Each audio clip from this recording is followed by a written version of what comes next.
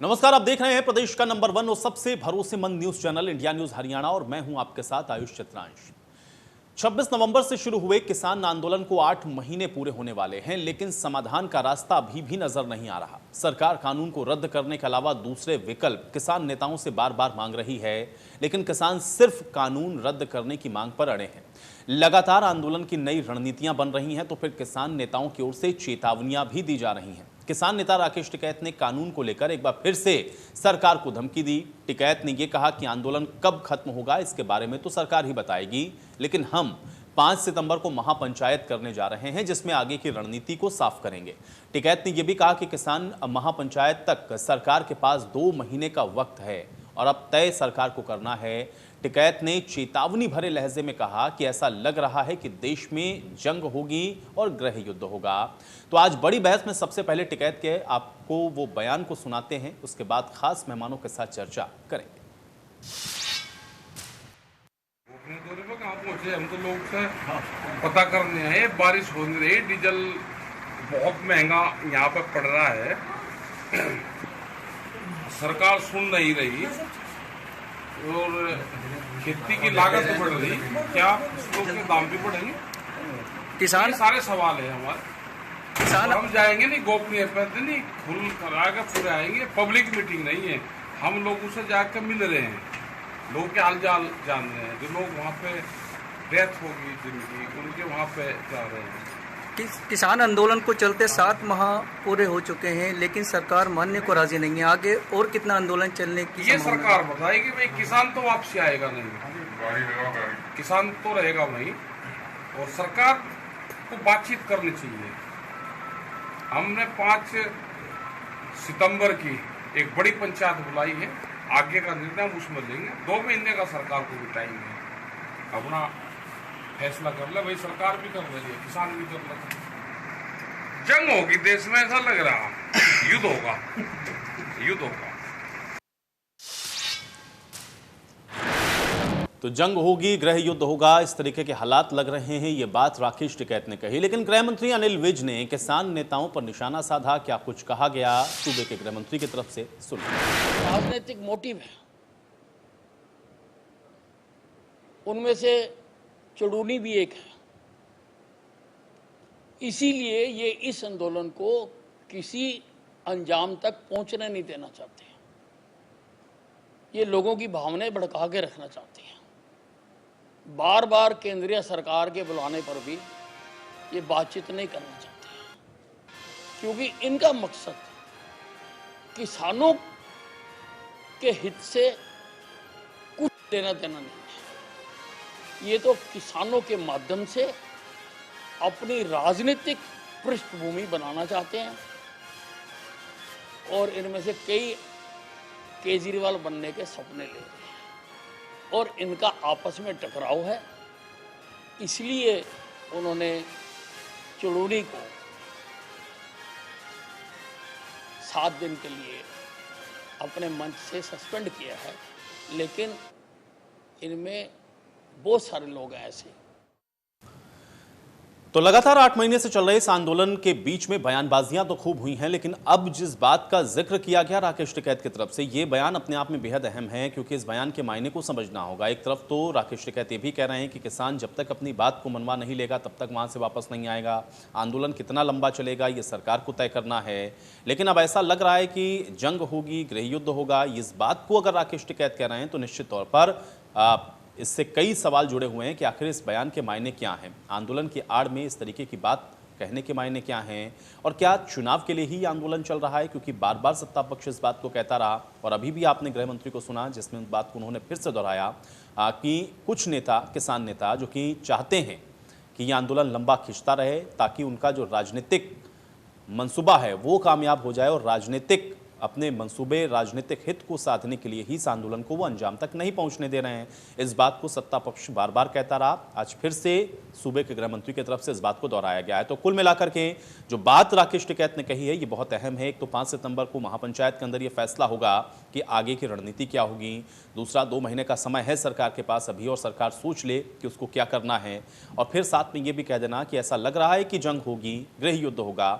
ये बयान बेहद अहम है।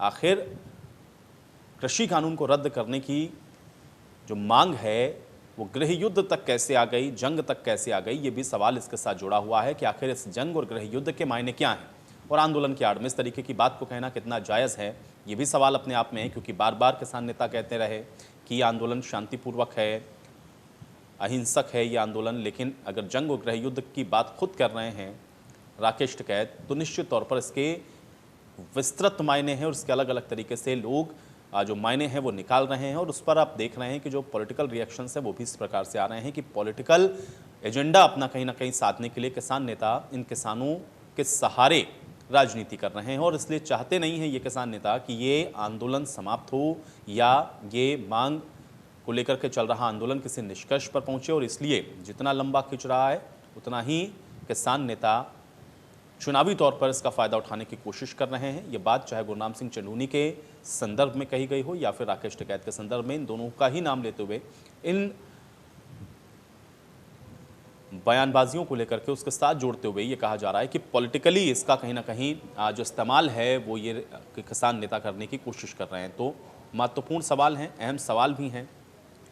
और कानून की जो लड़ाई है, कृषि कानून की जो लड़ाई है, आखिर ये बात जंग तक क्यों आ गई है, सवाल इसके साथ ये भी बहुत मौजूदा दौर में अहम हो जाता है। क्योंकि लगातार किसान विरोध कर रहे हैं, जगह जगह प्रदर्शन है। दिल्ली के बॉर्डर्स पर तो लगातार 8 महीने से विरोध प्रदर्शन चल रहा है।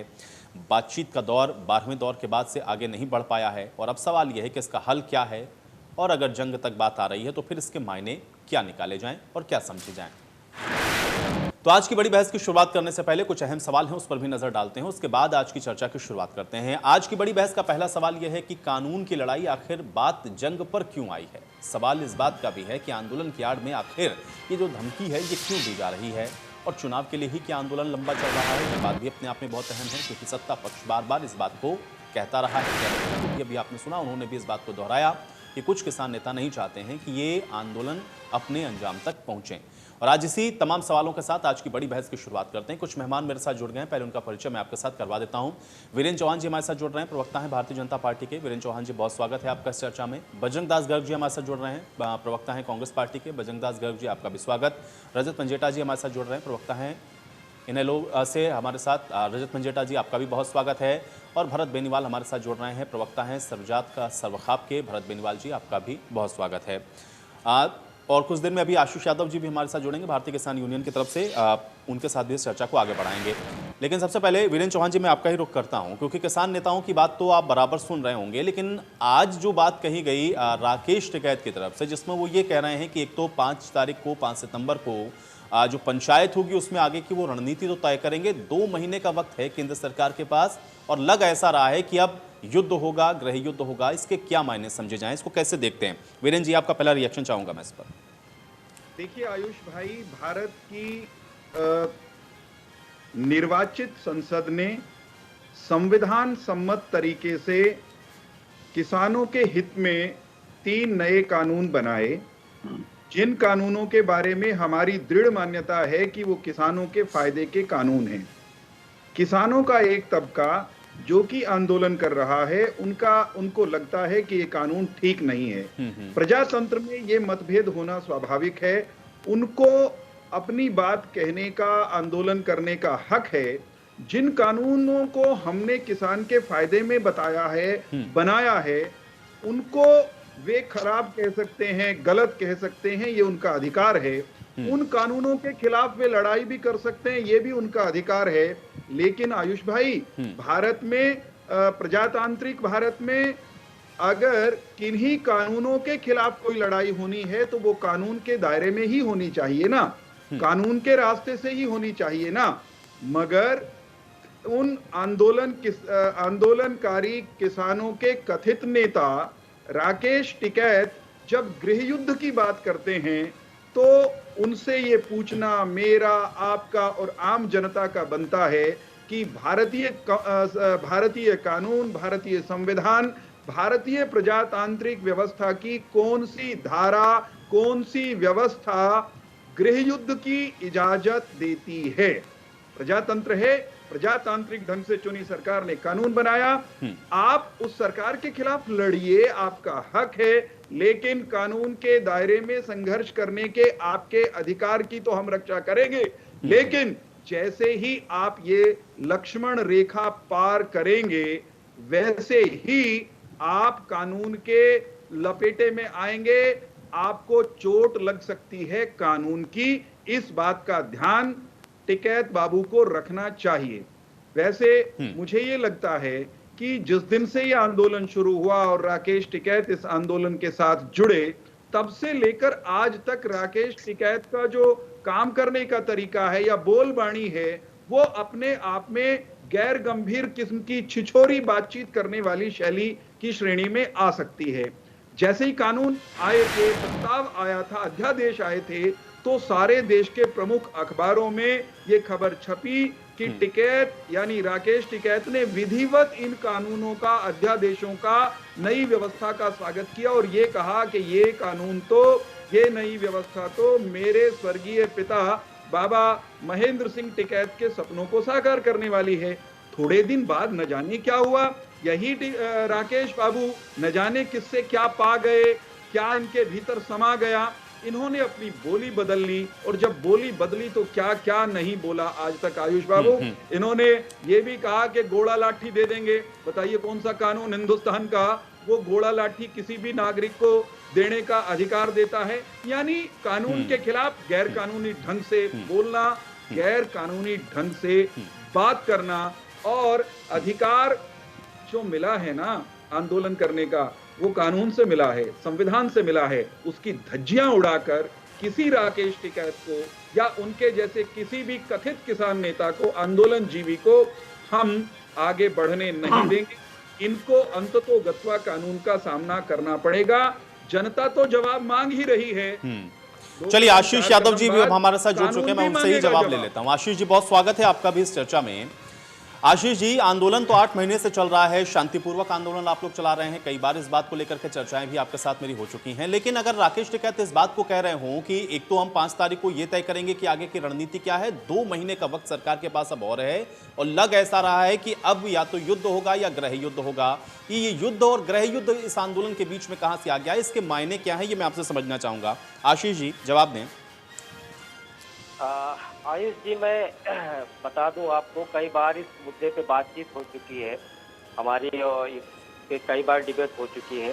देखिए, आप देख रहे हैं कि किसान आंदोलन 7 महीने से ऊपर हो गया है और सरकार ने 11 दौर की बातचीत की, और अब जो बातचीत होनी है या सरकार कह रही न, या कृषि मंत्री कह रहे हैं कि किसान आंदोलन समाप्त करें और बात करें, और बात उस पे करें। पहले तो उन्होंने फैसला सुना दिया कि बात जो है किसी आंदोलन को रद्द करने के अलावा कोई बात करें। हमारे पास और कोई बात करने के लिए तो सारी बात हो चुकी है, बस केवल एक बात करने के लिए यही है कि कृषि आंदोलन सरकार कब रद्द कर रहे हैं, और जब कृषि आंदोलन रद्द हो जाएंगे तब किसान अपने घर चला जाएगा। तो जब बात करने के लिए बुला रहे हैं तो उसमें टर्म्स एंड कंडीशन, मतलब शर्तों के साथ बुला रहे हैं कि आपको इस शर्तों पे आना है। तो जब आप फैसला सुना ही चुके हैं कि आपको इस शर्तों पे आना है, तो हमें वहां जाने से कोई मतलब नहीं है, क्योंकि फैसला तो उन्होंने सुना ही दिया। हमारी वहां पे बात कोई सुनी जानी है नहीं, क्योंकि हम जो लेकर के जाएंगे प्रस्ताव, वो प्रस्ताव ये होगा कि कृषि कानून जो है रद्द किया जाए, और उसको जो है भारत के किसानों के साथ में बैठ करके चर्चा करके दोबारा से जो है इस पे चर्चा कर ली जाए, और एक कानून जो है बनाया जाए कि किसी भी किसान का जो है समर्थन मूल्य से कम खरीदारी कहीं भी ना हो, चाहे सरकार खरीदे चाहे वो प्राइवेट व्यक्ति कोई खरीदे। ठीक है, हमारी मांग यही चली आ रही है और आज भी यही मांग है। अगर सरकार बातचीत करना चाहती है तो बातचीत करने। चलिए, ये तो आपकी मांग हो गई, ये भी आपने स्पष्ट कर दिया कि इन्होंने कंडीशन रख दी है, लेकिन सवाल इस बात का है कि ये आंदोलन, ये मांग, ये जिन मुद्दों पर शुरू हुआ वो जंग और गृह युद्ध पर कैसे आ गई? मैं इसके मायने समझना चाह रहा हूं कि ये जंग होगी, गृह युद्ध होगा, इसके क्या मायने? जंग और गृह युद्ध तो सरकार खुद ही चाह रही है, आंदोलन भी सरकार ही चला रही है। नहीं, सरकार को चाहिए कि किसानों से बातचीत करके कानून रद्द करे, उसके बाद किसान अपने घर चले जाए। गृह युद्ध तो किसान के बीच में, किसान के परिवार में ये सरकार पैदा कर रही है। हम लोग वहाँ 8 महीने से बैठे हैं, और आप देखिए घर के काम भी कर रहे हैं, खेती के भी काम कर रहे हैं, और आंदोलन भी चला रहे हैं, तो कहीं ना कहीं नुकसान तो हमारा भी है। तो सरकार को नहीं, लेकिन आंकड़े गृह इनके युद्ध बाहर होगा, हैं जंग क्या? होगा, ये कैसे कह दिया राकेश टिकैत ने? यही तो मैं समझना चाह रहा हूँ ना कि ठीक है आप आंदोलन कर रहे हैं, आप अपने अधिकार की लड़ाई लड़ रहे हैं, आप ये कह रहे हैं कि आपको अधिकार नहीं मिल रहा है, कानून के दायरे में या संविधान के दायरे में जो हो सकता है वो आप लोग सब करें, लेकिन वो कानून या वो संविधान आपको कभी भी इस बात की इजाजत तो नहीं देता कि आप ये कहें कि युद्ध होगा, गृह युद्ध होगा, जंग होगी। इस तरीके के बयानों के क्या अभी मायने तक आप ये देखिए कि हम लोग शांतिपूर्वक अपनी बातों को लेकर के, अपने प्रश्नों को लेकर के हम बैठे हैं कि हमारी मांग, हमारे प्रश्न का उत्तर जो है सरकार दे और हमारी जो मांग है उसको सरकार पूरा करे। हम किसी भी प्रकार का कोई हिंसक या कोई ऐसी झड़प नहीं करना चाहते और ना ही हम आगे हम लोग करेंगे, क्योंकि जो शांति से नहीं, तो वही तो बात मैं कह रहा हूँ ना कि आप शांतिपूर्वक करते रहिए, उस पर किसी को कोई एतराज नहीं है, फिर आप शांतिपूर्वक करते रहिए। पॉलिटिकल पार्टीज आपका साथ दे ही रही हैं, जनता अगर इनके साथ नहीं है तो चुनावों में सत्ता भी बदल जाएगी, जो नई सत्ता आएगी वो आपके कानूनों को भी रद्द कर देगी, लेकिन जंग हो जाएगी, गृह युद्ध हो जाएगा, ये कहना क्या जायज है? आयुष भाई बदलेगी, सत्ता भी बदलेगी, जनता ठीक है आशीष जी, लेकिन आप मेरे सवाल का जवाब नहीं दे रहे, आप उससे बच रहे हैं, या मुझे लगता है आपके पास उस सवाल का कोई जवाब है नहीं, आप उसको डिफेंड नहीं कर पा रहे। ठीक है बजरंग दास गर्ग जी, बजरंग दास गर्ग जी, मुझे इस चीज का जवाब चाहिए। ठीक है, शांति ठीक और है बजरंग दास गर्ग जी, एक रिएक्शन में आपका चाहूंगा। ठीक है, विरोध प्रदर्शन या सरकार के खिलाफ नाराजगी हो सकती है, लेकिन इस तरीके का बयान इस आंदोलन के अंदर की जंग होगी, गृह युद्ध होगा, इसको जायज ठहराएंगे बजरंग दास गर्ग जी?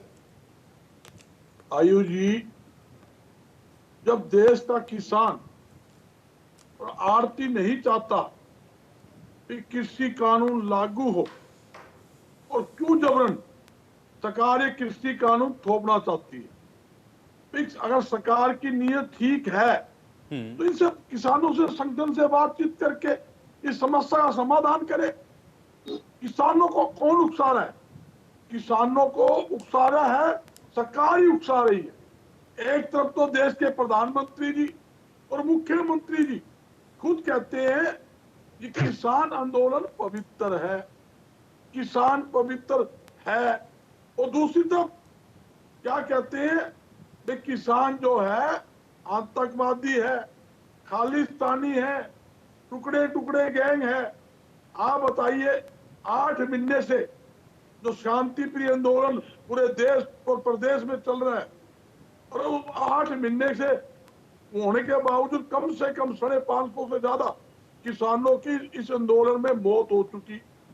देश के प्रधानमंत्री जी और मुख्यमंत्री जी ने जो किसानों की मृत्यु हुई है, एक बार भी दुख प्रकट नहीं किया। वो किसान देश का अन्नदाता नहीं है, भारत देश का नागरिक नहीं है। एक तरफ तो सरकार कहती है किसान हमारा अन्नदाता है, सारा देश जानता है अन्नदाता है, हमारा किसान का बेटा ही सीमाओं पर बैठकर देश की रक्षा कर रहा है। तो इसलिए राकेश टिकैत जी को ये अधिकार मिल जाता है कि वो इस बात को कहें कि जंग होगी, गृह युद्ध होगा? क्या? बिल्कुल नहीं, किसी को इस बात गर्ग साहब, मैं सिर्फ इस बात का जवाब चाह रहा हूं कि क्या इस तरीके के बयान को देना चाहिए? ये बयान सही है, ये तर्क संगत है, ये न्याय संगत है ये बयान?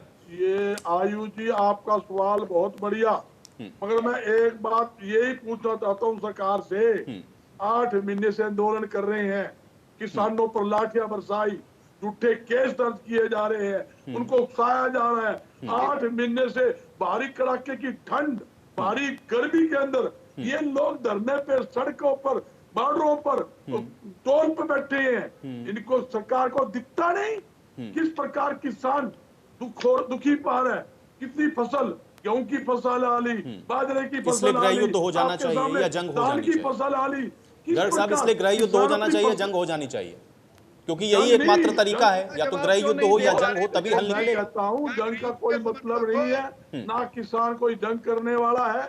किसान के शब्द को आप किस तरह ले लो, दुखी होया व्यक्ति यही कहेगा भी लड़ाई हो रही। आज लड़ाई तो है, और क्या है? चलिए ठीक है, लड़ाई नहीं चल रही। चलिए ठीक है, 8 महीने से किसान चलिए पंजेटा जी, ठीक है, चलिए और क्या है? ठीक है गर्ग साहब, ठीक है गर्ग साहब, मैं समझ गया, मैं समझ गया, ठीक है पंजेटा साहब, जंगी मानता हूं मैं। ठीक है गर्ग साहब, देखिए गर्ग साहब, सारी बातें आपने कही, वो बातें मैं सुनता रहा, लेकिन मुझे केवल इस बात को समझना था कि आखिर इस बयान को मैं कैसे देखूं। आपने कहा कि ठीक है, आप उसको जिस तरीके से इंटरप्रिटेट करना चाहें समझ जाएं, वो एक दुखी किसान कुछ भी कह सकता है। पंजेटा जी, एक रिएक्शन आपका। जी आयुष जी, देखिए आयुष जी, आंदोलन करने का इस देश में सभी को अधिकार है।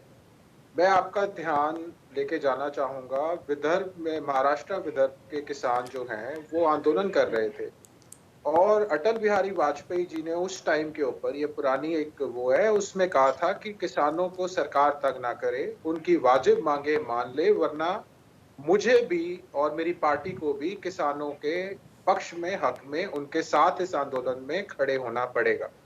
तो देखिए, ये आंदोलन आयुषी, हम बार बार नेताओं का नाम ले देते हैं, ये 40 जो संयुक्त मोर्चा है उसमें ये आंदोलन क्या सिर्फ किसी एक व्यक्ति विशेष का है? ये किसी व्यक्ति विशेष का नहीं है। अगर जैसे हमने एसवाल के पानी के लिए जो लड़ाई लड़ी थी उसे हमने जल युद्ध का नाम दिया था, तो ये गृह युद्ध नहीं, ये युद्ध, उनको देखिए ये किस तरीके से इसको जो लिया जा रहा है वो गलत तरीके से लिया जा रहा है। हिसार में क्या हुआ हमने देखा, कैसे टकराव हुआ, उसके बाद हमने फतेहाबाद में देखा टोहाना के अंदर क्या हुआ। तो ये सरकार के बीच में और किसानों के बीच में क्या टकराव की स्थिति एक बार ही उत्पन्न हुई है? बार बार हर जगह। बेनीवाल जी, बस मैं आपके पास ही आ रहा हूं, पंजेटा जी की बात कंप्लीट हो जाए। सरकार के बीच में और ये जो है किसानों के बीच में टकराव की स्थिति पैदा तो बार बार हो रही है। किस तरह किसानों के ऊपर लाठियां बरसाई गई, उनके ट्रैक्टर तोड़े गए, उनकी कारें तोड़ी गई, उनकी कारों के शीशे तोड़े गए, किसानों की वो एक हमारी माता जी थी बुजुर्ग, उनका सर फोड़ दिया गया, किसी की लातें तोड़ दी गई। तो देखिए फिर भी जो है किसान है वो, उन्होंने तो कुछ नहीं किया, हथियार तो सरकार के पास ही है ना। किसान तो निहत्थे है, किसान थोड़ी ना बंदूक लेके बैठे हैं। किसान कौन सा, अगर सरकार के पास ही हथियार है तो किसान कौन सा क्या युद्ध कर लेगा? तो ये इसको गलत तरीके से तोड़ मोड़ के आपने इसको लिया है।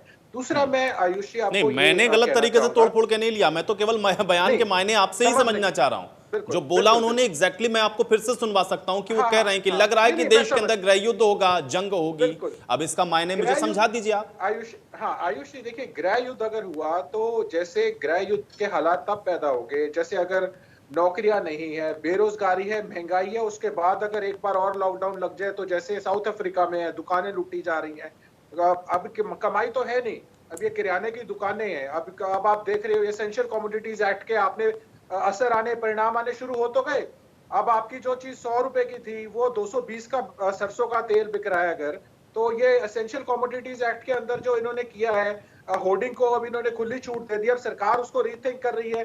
अब बढ़ तो गए 100% से ऊपर दाम सरकार को। अब ये एक भाजपा के एक प्रवक्ता, चौहान साहब का मैं नाम नहीं लूंगा, चौहान साहब नहीं थे वो बोलने वाले, लेकिन हाँ भाजपा के एक प्रवक्ता इसी एसेंशियल कमोडिटीज एक्ट की वो कर रहे थे। और अभी 2 दिन पहले भाजपा सरकार ने उसके ऊपर दोबारा रीथिंक करने का काम किया है कि भाई इससे ज्यादा परसेंटेज से ज्यादा, इतने टन से ज्यादा होर्डिंग नहीं होनी चाहिए। जो भुगत तो आम जनता रही है ना, ऊपर से तेल के दाम है, ऊपर से दालें जो बाहर से इंपोर्ट हो रही है उसके ऊपर इंपोर्ट ड्यूटी बढ़ा दी गई है। चलिए ठीक है पंजेटा जी, आपने अब इसको अपनी तरीके से इंटरप्रिटेट किया कि देखिए हालात ऐसे हैं कि गृह युद्ध हो सकता है क्योंकि बहुत सारे सर्कमस्टेंसेस हैं जिनका आपने जिक्र किया। ठीक है बेनीवाल जी आप कुछ कहना चाह रहे थे, लेकिन राकेश टिकैत ने जो बयान दिया उसके मायने में क्या समझूं, आप ही थोड़ा सा मुझे समझाएं।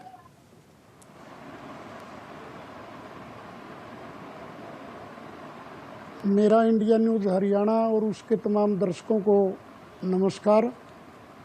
ऐसा है जनाब, आज जो बॉर्डर के ऊपर किसान बैठा है उसकी जिम्मेवार पूर्ण रूप से भारतीय जनता पार्टी और देश के प्रधानमंत्री श्रीमान नरेंद्र मोदी जी और जो उनकी कार्यशैली है वो इस हालात के जिम्मेवार हैं। आप देखिए कि बीमारी का जब 2019 के अंदर देश के अंदर इतना बड़ा प्रकोप था और एक किस्म की अघोषित इमरजेंसी लगा दी गई, लॉकडाउन लगा दिया गया और कर्फ्यू लगा दिए गए, उसके अंदर देश के प्रधानमंत्री यदि ईमानदार होते तो क्या वो ऐसे कानून जो किसानों के हित में हों तो वो इस टाइम में लेकर के आते। इससे ही स्पष्ट है कि देश के प्रधानमंत्री ने इस अन्नदाता किसान के व्यवसाय को छीनने के लिए ऐसे टाइम में कानून लेकर के आए हैं। इससे पता होता है कि देश का प्रधानमंत्री, मेरे ये कहने में कोई गिरेज नहीं है, वो चोर है। जो सरकार शब्दों का चयन अन्नदाता ठीक के करिए। व्यवसाय को छीने, शब्दों का चयन ठीक जो करिए। सरकार अन्नदाता शब्दों का के चयन मान ठीक करिए सम्मान आप को अपना। ललकारे, यही जो कभी आप सरकार जंग की बात करते हैं, कभी इस प्रधानमंत्री देश के के बारे में अभद्र अन्नदाता भाषा का प्रयोग करते हैं, ये नहीं को चलेगा। परजीवी कहे, ये ठीक नहीं है, ये शब्दावली। आंदोलनजीवी कहे, जो बैरिकेड लगा करके, किले ठोक करके इस देश के अन्नदाता के बच्चों को, महिलाओं की वो दुर्दशा करे 80-80 साल के अन्नदाता किसान की, मूल कि प्रश्न ये पर तो अंग्रेजों के आयुष भाई आ टाइम रहे में हैं नहीं कोई भी। हुआ। और देशद्रोह के मुकदमे, राजद्रोह के मुकदमे लगाए, वो लगाती है जो देश की सरकार नहीं होती, जैसे अंग्रेज लगाते थे, क्योंकि वो इंग्लैंड की सरकार थी। आज इस देश के अन्नदाता की ये बेकदरी, आज इस अन्नदाता को ये समझ में आ चुकी है कि यदि इस देश के अंदर बीजेपी की सरकार रहेगी, यदि इस देश के अंदर इन लुटेरों की सरकार रहेगी, यदि इन ठगों की सरकार रहेगी, अरे तो इसलिए गृह युद्ध होना चाहिए, जंग होनी चाहिए। बेनीवाल जी, इसलिए गृह युद्ध और जंग हो जानी चाहिए, क्योंकि इसके अलावा कोई और ऑप्शन बचा नहीं है, गृह युद्ध और जंग के मैं अलावा। इसका जवाब देता हूं जनाब, आयुष सुनिए, भाई, ये इसका आंकलन गलत लगाया गया है। राकेश टिकैत जी डिप्लोमेट नेता हैं, वो संघर्ष से निकले हैं, उनका कहने का मायना समझिए। यदि हम प्रदर्शन करते हैं वो भी जंग है, यदि हम धरना देते हैं वो भी जंग है, यदि हम रैली करते हैं वो भी जंग है। अरे आज तो हमारी हालात ये है, जब फांसी के ऊपर किसी को लटका दिया जाता है और उसकी चंद सेकंड बाकी होती है कि बटन दबा दिया जाएगा, फट्टा निकाल दिया जाएगा, तो उसके शरीर के अंदर, उसकी आत्मा के अंदर ये एक प्रलय होती है, और उस घड़ी के अंदर उसको क्या कुछ सूझता है ये आप भली भांति जानते हैं। आज हमारा सब कुछ छीन लिया गया, सिर्फ हम फांसी के ऊपर लटका दिए गए, हमारे पास आज कुछ बचा हुआ नहीं है। चलिए ठीक है बेनीवाल साहब, अब आपने अपनी तरीके से इसको इंटरप्रेट कर दिया कि वो एक डिप्लोमेटिक तौर पर उन्होंने कहा है और जंग आंदोलन भी हो सकती है। ठीक है, चलिए वीरेंद्र जी, चलिए, जिन्होंने हमें आतंकवादी, ठीक है, जिन्होंने हमें अब वो भी कह देंगे कि आपने उसको गलत तरीके से लिया, उन्होंने सारे किसानों को थोड़ी ना कहा, हम ये उन्होंने सारे किसानों को थोड़ी ना कहा, उसमें जो जिस तरीके के थे जिनको उन्होंने आइडेंटिफाई किया उसका उन्होंने जिक्र किया। चलिए ठीक है बेनीवाल जी, ठीक है आगे बढ़ते हैं। वीरेंद्र जी जवाब दें, चाहे वो विधायक ठीक है वीरेंद्र जी, सांसद है, ठीक है वीरेंद्र जी जवाब दें।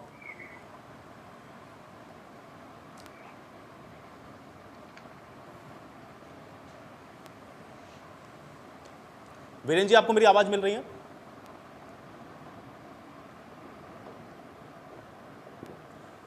चलिए वीरेंद्र जी से मेरा संपर्क टूट गया है, आशीष जी का ही मैं रुक कर लेता हूं। आशीष जी, आप डिप्लोमेटिक तौर पर खाली इस बात को मैं समझूं या फिर इसके मायने कुछ और भी हैं, या हालात ऐसे बन रहे हैं इसलिए गृह युद्ध या जंग की बात को कहा गया?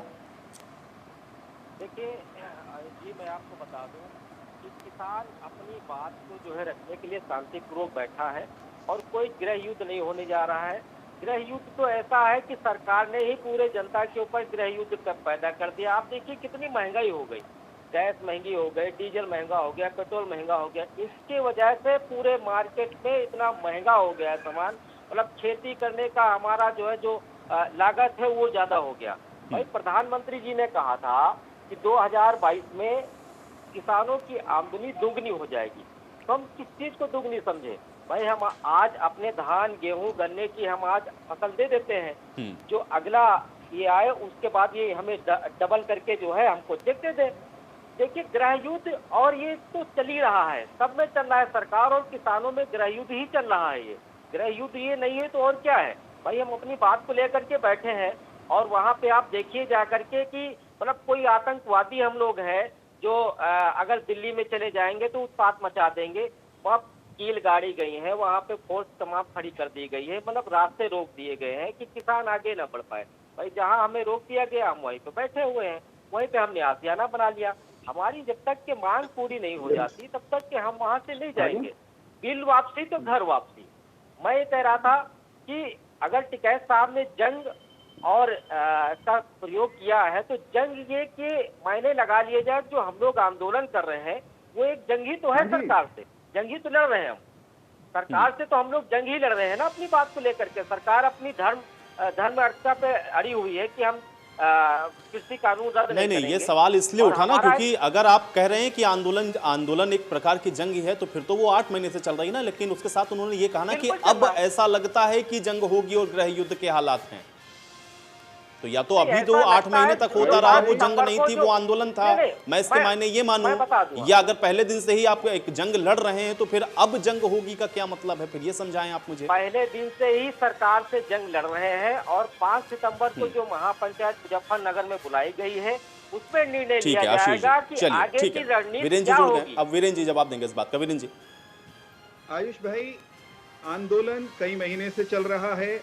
हम पहले दिन से कह रहे हैं कानून किसान के हित में है, उसके भले के लिए बनाए गए हैं।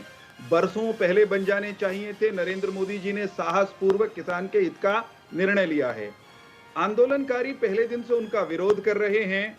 जो स्थितियां हैं, आपने सही कहा कि आंदोलन अगर जंग है तो ये आज शुरू नहीं हुई है, ये पहले दिन से चल रही है इनकी तरफ से।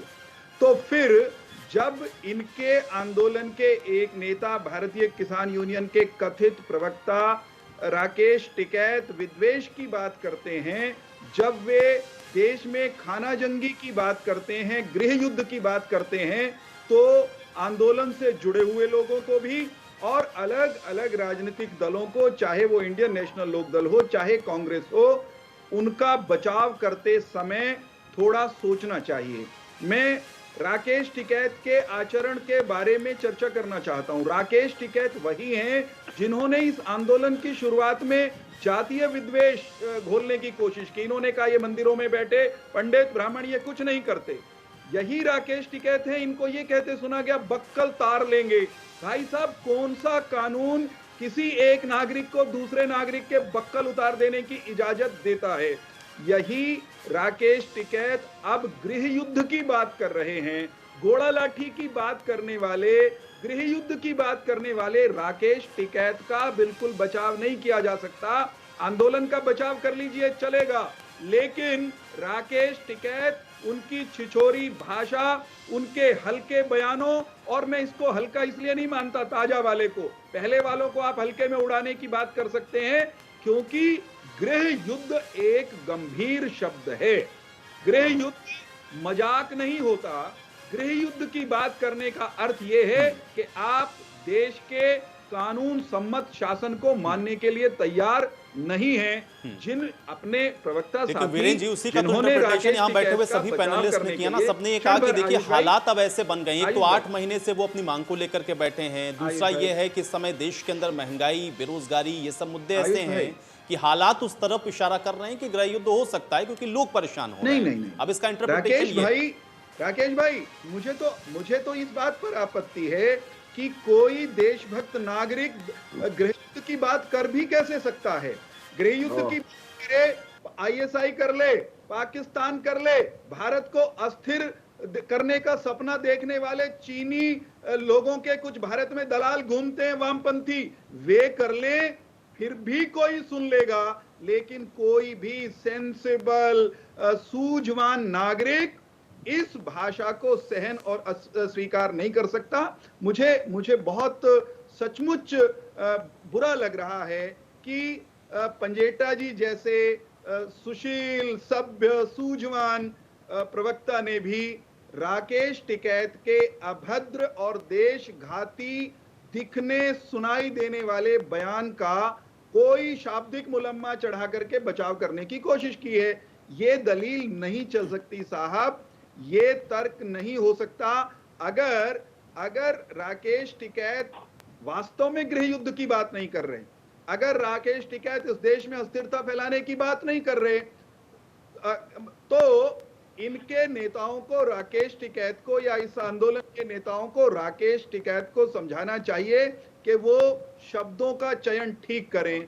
और अगर राकेश टिकैत वास्तव में अस्थिरता की, खाना जंगी की, गृह युद्ध की बात कर रहे हैं, तो राकेश टिकैत का इलाज करने के लिए इस देश का कानून पर्याप्त है। ऐसे लोग जो देश के कानून को नहीं मानते, जो देश की निर्वाचित सरकार को अस्थिर करने की भाषा बोलेंगे, जो संविधान की धज्जियां उड़ाने की बात करेंगे, उनका इलाज इस देश ठीक के है, कानून ठीक है, में, चलिए, संविधान कानून में सबके लिए है, निहित ठीक है, है, कानून सबके उनका लिए, इलाज ठीक है, होगा गर्ग साहब, निश्चित रूप गर्ग से। साहब। मैं केवल आपके चैनल के माध्यम से आयुष जी से अनुरोध करना चाहूंगा, शब्दों ये को देखिए, इनकी हरकतों को देखिए, ये कौन लोग हैं, ये किस तरह की बोली बोल रहे हैं, इनका चरित्र आयुष चलिए, जी ठीक है, तो जिस लोगों को प्रकार चलिए, आ गया हमारे है। साथी की वीरेंद्र जी बोल रहे ठीक है, हैं गर्ग की साहब। रुचि आफत में है, राकेश देश में राकेश जी जब फैलाने की भारतीय जनता पार्टी के अंदर थे, कंधा इस्तेमाल भारतीय कर जनता पार्टी सबसे आगे और हेलो मंशा देश को हेलो पहुंचाने की वही मंशा ठीक जो है, चलिए सरहद के वीरेंद्र जी, पार बैठ वीरेंद्र करके जी, कुछ वीरेंद्र जी, टुकड़े अब टुकड़े गर्ग साहब को गैंग के बोलने देते समर्थक हैं, गर्ग लोग साहब। करते हैं, अभिव्यक्त करते हैं, चलिए, ठीक उसके है, लिए रोज षड्यंत्र रचते हैं। ठीक है, गर्ग साहब। हेलो आयुष जी आयुष जी आयुष जी जी जी, गर्ग साहब मैं सुन पा रहा हूं, बात रखें अपनी। आयुष जी मेरी आवाज आ रही है आपके पास? जी जी, बिल्कुल मैं सुन रहा हूं।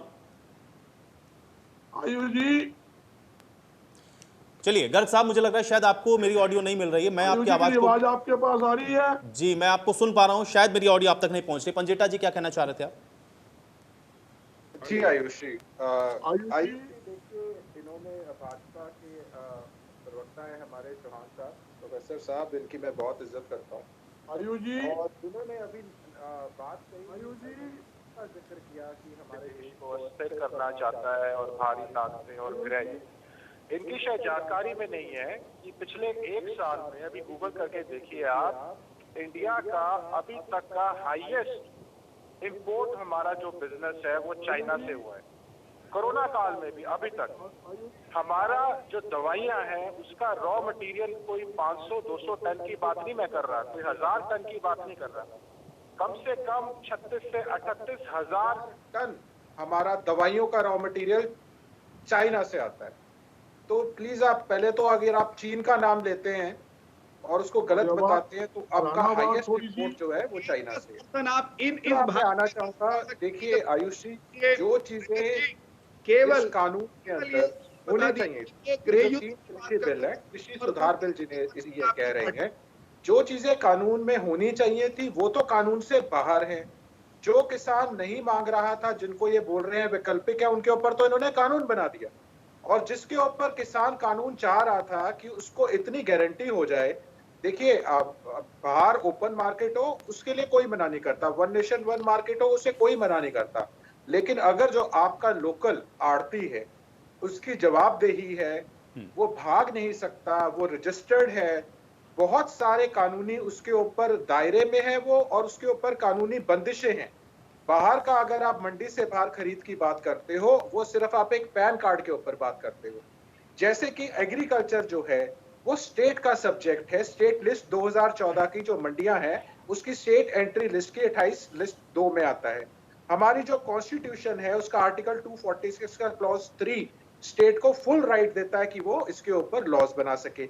इन्होंने बड़ी होशियारी से क्या किया, एपीटीए एक्ट के ऊपर से उठा के उसकी प्रोविजंस उठाई और इसके अंदर डाल दी, इस कानून के अंदर, जो कि वायलेशन है आर्टिकल 246 का 7 शेड्यूल का कॉन्स्टिट्यूशन की स्टेट लिस्ट नंबर 14 का। देखिए किसान जो है वो उसको किसान ही रहने दीजिए, वो ट्रेडर नहीं बनना चाहता। अगर आप किस ट्रेडर के ऊपर इतने महीने बहस कर लेंगे, कितने डिबेट बुला लेंगे, कोर्ट भरी पड़ी है, दो ट्रेडर्स के बीच में कोई मुकदमे चल रहे हैं, उससे किसी को क्या लेना देना है। किसान कोई मुनाफे का सौदा नहीं कर रहा।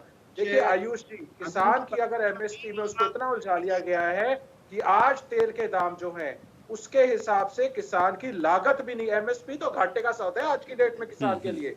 आज की डेट में एमएसपी घाटे का सौदा है। जब तक C2 नहीं होगा, आप मुझे ये बताइए, C2 प्लस 50% नहीं होगा। ठीक है पंजेटा जी, देखिए इस पर हम लोग कई बार चर्चा कर चुके हैं, लेकिन वीरेंद्र जी ने एक बात कही थी, मैं चाह रहा हूं उसका आप जवाब दे दें, क्योंकि आज हमारे चर्चा का जो टॉपिक है मैं थोड़ा उसी पर रहना चाहता हूं। हम लोग किसान आंदोलन को लेकर के, उनकी डिमांड्स को लेकर के बहुत चर्चा कर चुके हैं, आगे भी करेंगे।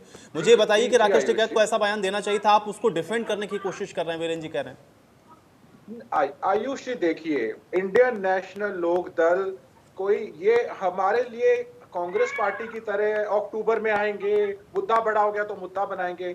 हमारी तो पार्टी पूरी किसानों की, हमारे लिए ये एक नेचुरल है। हमारे सारे के सारे वर्कर किसान हैं, हमें पता है इसके नुकसान क्या होंगे। हम तो कोई भी 40 के 40 संयुक्त किसान मोर्चा को हम कभी कमजोर हम नहीं देंगे। हम तो चलिए, किसान हित वाली पार्टी किसान की बात करेगी। गर्ग साहब, अब आप मुझे सुन पा रहे हैं? आपको मेरी ऑडियो मिल रही है? मैं आपको कंक्लूड करना चाहूंगा आयुष जी इस बात को। पंजेटा जी बहुत जल्दी से कंप्लीट करें हम। हाँ जी आयुष जी, देखिए ये आंदोलन ये ना तो गुरनाम चढ़ूनी का है ना राकेश टिकैत का है, ये 40 के 40 किसान संयुक्त मोर्चा बड़ी जिम्मेवारी से पूरे हिंदुस्तान के किसानों की मांग का उनके भविष्य को उठा के वहां बैठे हैं। कोई भी गैर जिम्मेवाराना बयान जो किसान आंदोलन कमजोर करे वो बयान नहीं देना चाहिए किसी को भी जो गैर जिम्मेवाराना। लेकिन ये बयान जो है ये गैर जिम्मेवाराना नहीं है, क्योंकि उन्होंने एक युद्ध को इस तरीके से लिया है। आप एक निहत्था क्या युद्ध कर लेगा? युद्ध तो देखिए, इन्होंने वीरेंद्र चौहान प्रोफेसर साहब ने एक बात कही, इन्होंने कहा कि शब्दावली देखिए, दिल्ली पुलिस तुम लठ बजाओ हम तुम्हारे साथ है, ये शब्दावली खराब है। लोनी के विधायक कहते हैं हमें दो हम खाली करा देंगे आधे घंटे के अंदर, हमारे पास इतने हथियार हैं, ये शब्दावली खराब है। ठीक है, उसके ऊपर आप ध्यान दीजिए जो चलिए वाले कह रहे हैं। चलिए ठीक है, ये शब्दावली ठीक है। गर्ग साहब सुन पा रहे हैं आप मुझे? हाँ सुन गया। जी जी गर्ग साहब बात रखें। सर हेलो आयुष जी गर्ग साहब मैं सुन पा रहा हूँ, बात रखें अपनी। हाँ आयुष जी, ऐसे है हमारे साथी वीरेंद्र जी ने कहा भाई राकेश जी के बारे में बोल रहे थे। जो राकेश टिकैत जी जब बीजेपी के अंदर थे, सबसे पहले यूपी सरकार में देखो केंद्र में देखो, बीजेपी के नेता आगे बढ़कर राकेश जी का स्वागत करते थे और मंच के ऊपर से मुख्यमंत्री यूपी का मतलब इतनी बड़ाई करते थे, आप देखते रह जाओगे उसकी। आज टिकैत जी किसान की हित की बात करने लगे, किसान के हक के अंदर आंदोलन कर रहे हैं, तो ये भाई गलत हो गए। दूसरी तरफ ये कहते वामपंथी दल वाले दलाल है, तो कौन उकसा रहा है इनको? आप उनको वामपंथी दल वालों को, मजदूरों को, कर्मचारियों को दलाल कहोगे तो भाई ऑटोमेटिक आंदोलन भड़केगा, उसमें कहने की जरूरत नहीं है।